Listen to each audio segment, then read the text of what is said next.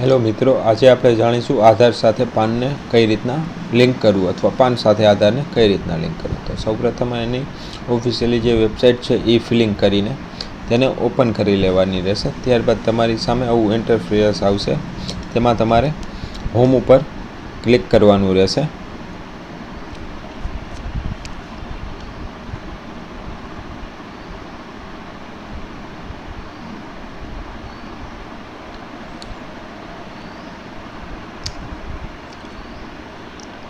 Home ઉપર click કર્યા બાદ સ્ક્રોલ ડાઉન કરશો તમે એટલે નીચે લખાઈને આવશે લિંક આધાર એન્ડ પાન.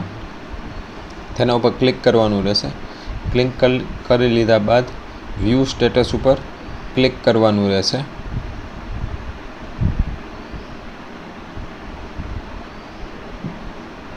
ત્યારબાદ અહીંયા તમારે પાન નંબર અને આધાર નંબર એન્ટર કરવાનો રહેશે.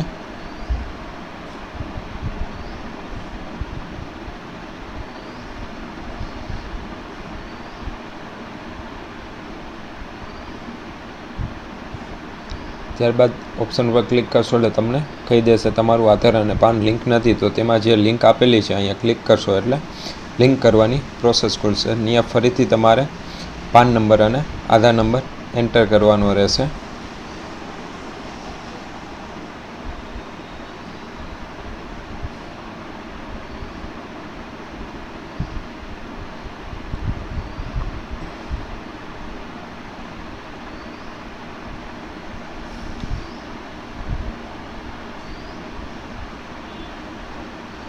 રેડ ઉપર ક્લિક કરી અને કન્ટિન્યુ ટુ પે ઉપર ક્લિક કરી અને અહીંયા બે ઓપ્શન આપેલા છે, એક 2025 અને 1961 કે તેમાં તમારે પેલું સિલેક્ટ કરી અને ફરી પાછા પાન નંબર નાખવાના રહેશે.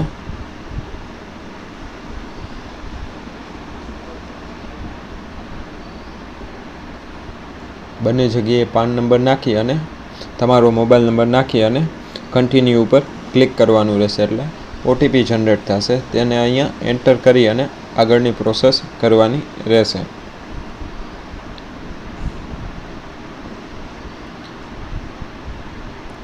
ત્યારબાદ તમારું નામના 2-3 અક્ષર દેખાડશે. ત્યારબાદ તમારે કન્ટિન્યુ કરવાનું રહેશે. કન્ટિન્યુ કરશો એટલે અહીંયા તમને ફાઇનાન્શિયલ યર બતાવવામાં આવશે. ત્યારબાદ અહીંયા પહેલો option PAN with Aadhaar link ઉપર ક્લિક કરી અને પેમેન્ટ કરવાનું રહેશે. કન્ટિન્યુ ઉપર પાછું ક્લિક કરવાનું રહેશે તમારે. ત્યારબાદ અહીંયા તમારે કયા મેથડથી તમે પેમેન્ટ કરવા માગો છો તે તમારે સિલેક્ટ કરવાનું રહેશે. યુપીઆઈ છે, નેટ બેન્કિંગ છે કે વગેરે, તેમાં કોઈ પણ એક તમે સિલેક્ટ કરી અને કન્ટિન્યુ ઉપર પે કરવાનું ક્લિક કરવાનું રહેશે. ત્યારબાદ પેના ઉપર ક્લિક કરી તમામ સૂચનાઓ વાંચી એગ્રી આપી અને સબમિટ આપવાનું રહેશે. સબમિટ આપી દેવાની રહેશે.